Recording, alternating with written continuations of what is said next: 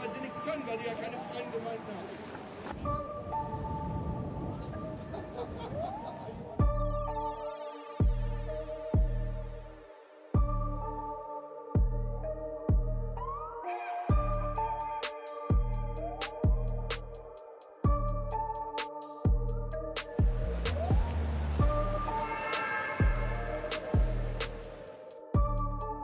Germany's political landscape is shifting fast. Chancellor Friedrich Merz is facing collapsing approval ratings, economic stagnation, and growing anger over migration and rising living costs. At the same time, the Nationalist Alternative for Germany, or AFD, is surging nationwide, with polls now placing it ahead of Merz's Conservatives.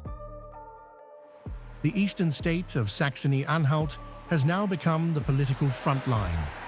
AFD leader Ulrich Siegmund says his party could make history by winning Germany's first nationalist-led state government in September.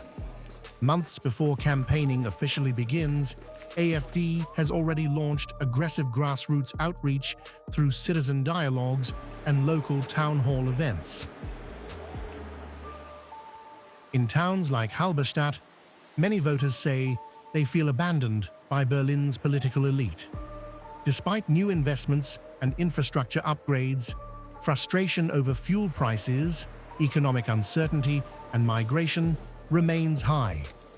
AFD supporters argue Germany is losing its identity and accuse mainstream parties of ignoring ordinary Germans while focusing on global crises and ideological battles. Germany's establishment parties continue to maintain a political firewall against AFD, refusing to govern alongside the Nationalist Party. But AFD leaders now openly reject that isolation strategy and say they are preparing to govern alone.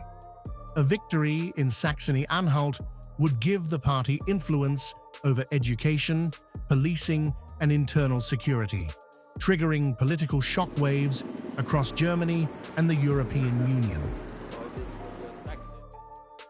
The battle over Saxony-Anhalt is now being viewed as far bigger than a regional election.